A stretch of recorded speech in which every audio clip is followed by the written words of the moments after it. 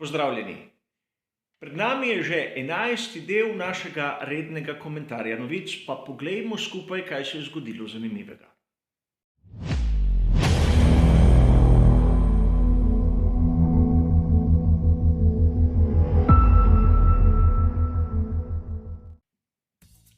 Začetek sezone 2021 se nezadržno približuje.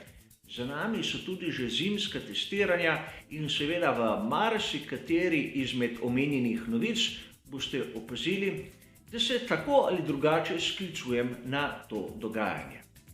Kot ponavadi tudi danes 4 različni sklopi novic in seveda vsi tisti omenjeni članki so tudi zabeleženi v opisu, da ukolikor koga zanima, kaj je pisalo v originalu, si lahko prebere.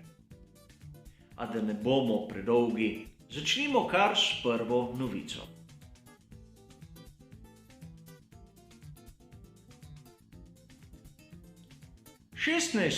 Marca smo lahko na uradni spletni strani Formule 1 F1.com prebrali zanimiv članek, kjer George Russell trdi, da ni znakov, da bi Williams napredoval tako, kot smo lahko videli samo po rezultatih tistih zimskih testiranj.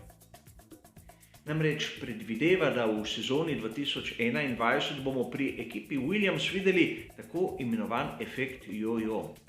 Lahko bodo na nekaterih dirkah hitrejši, a na drugih spet bistveno počasnejši od tistega, kar bi lahko pričakoval povprečni navdušenec. Seveda vsi smo opazili, da pri ekipi Williams so bili posebej ekstremni pri oblikovanju tistih bočnih struktur, kar se tiče pokrova pogonskega sklopa. In tu verjetno je tista skrivnost, zakaj je Russell 6. mesta na zimskem testiranju ne vidi kot znak napredka. Po eni strani gre lahko samo za izjavo, katere so izjemno pogoste v tem delu pred začetkom sezone. Mnoge ekipe skušajo nalašč znižati pričakovanja, zato da lahko potem, ko nastopi pravi trenutek, zablestijo v vsej svoji formi in nekako spravijo iz ravnotežja nasprotnike. Po drugi strani lahko George Russell govori le resnico. Namreč težko je pričakovati od Williamsa, da bo od danes do jutri napravil nek kvalitetni preskok. Dosti dela so že opravili v lanski sezoni in ker letošnji bolid temelji na lanskem, verjetno kakega večjega preskoka naprej ni za pričakovati. Vseeno pa postavljam sam ekipo Williams malce nad tisto zadnje mesto, kjer so se znašli v lanski sezoni.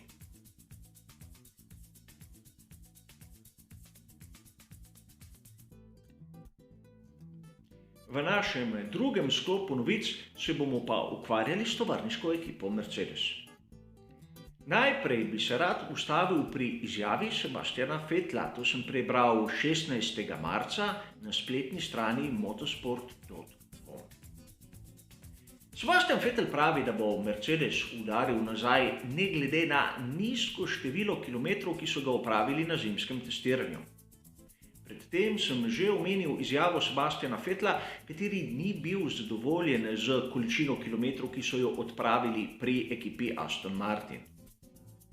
Poleg mene lahko vidite tabelo, kjer so zabeleženi vsi krogi in tako Mercedes kot Aston Martin nista na vrhu lestvice, če sem pravzaprav iskren, sta bolj pri dnu, a pri obeh ekipah so se lahko skrivali. Sebastian Vettel nadaljuje v svojem pripovedovanju, da je Red Bull tisti, ki je izzivalec Mercedesa in to izzivanje vidi v vseh pogledih, tako na progi kot izven nje. Zato nekako predvideva, da na prvi dirki veliki nagradi Bahreina je treba favorita iskati med tema dvema ekipama. Italijanski avtosprint je prav tako 16. marca objavil novico o snemalnem dnevu ekipe Mercedes v Bahreinu.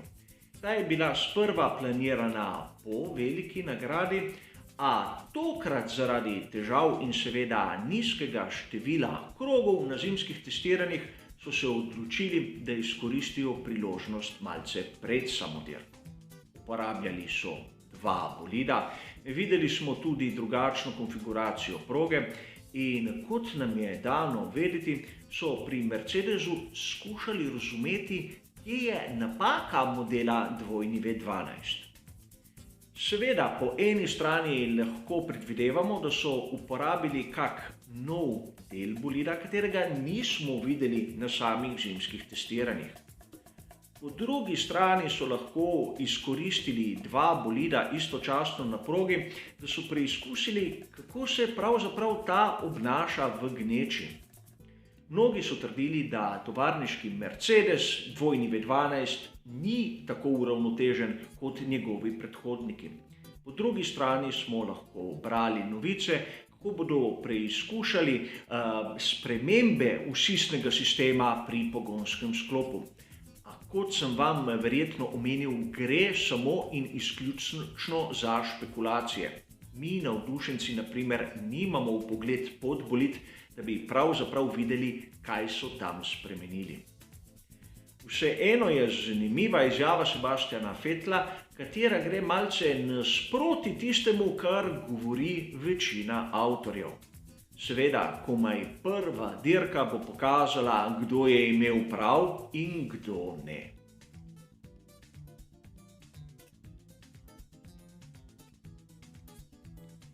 V našem tretjem sklopu se bomo pa ukvarjali z novico, ki sem jo zasledil zopet na spletni strani motosport.com, ampak tokrat v italijanski verziji te spletne strani.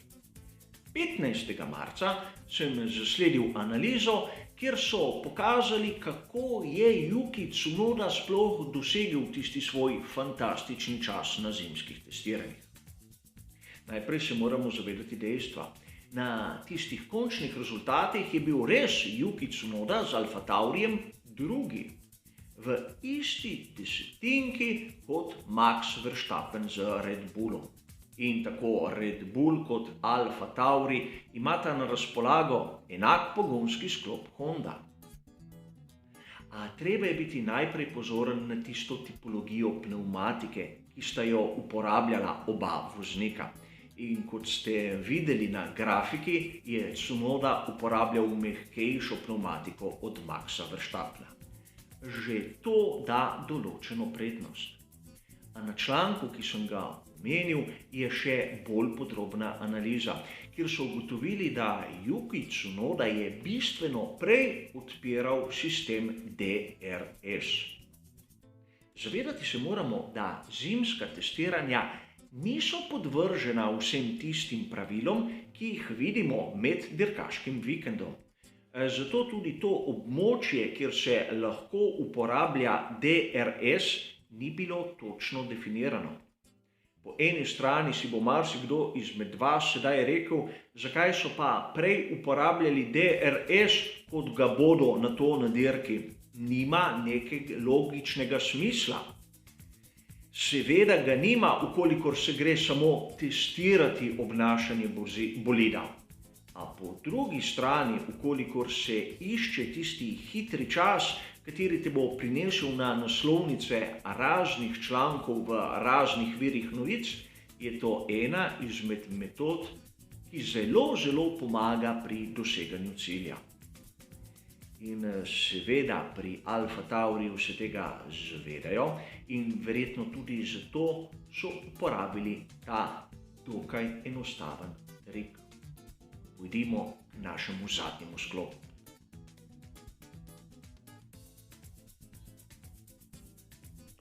V našem zadnjem sklopu se bomo pa ukvarjali z izjavo Jamesa Keja, ki sem jo zasledil 15. marca na spletni strani racefans.com.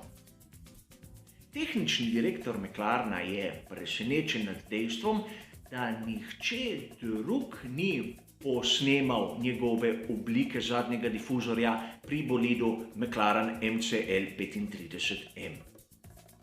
Kolikor se spomnite, rešitev, ki jo je nekako videl James Kay, je bila v središču polemik na zimskih testiranjih.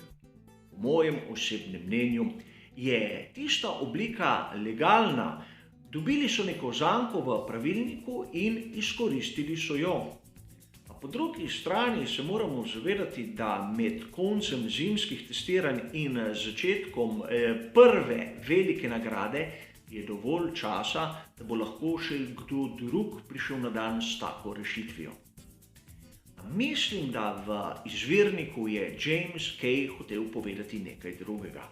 Začuden je bil nad dejstvom, da nihče drug ni videl take rešitve, kot jo je videl on, ko je prebiral nov pravilnik. In v tem grmu tiči zajec. Namreč James Kay je po mnenju mnogih strokovnjakov neke vrste idejni naslednik Adriana Newaya. Zato ni presenetljivo, da v njegovih mislih se porodi marsikatera genialna ideja. In tudi tokrat smo videli, kako enostavno in učinkovito je ukrivil določena pravila, ki so se mnogim zdela fiksna. In tudi zato lahko McLaren štejemo med tihe favorite prihajajoče sezone. Kaj bodo naredili pri konkurenci, pa mislim, da bomo videli že čez nekaj dni. To je bila tudi zadnja novica, seveda z mojim osebnim komentarjem za ta 11. del. Hvala za vašo pozornost ter seveda nasvidenje.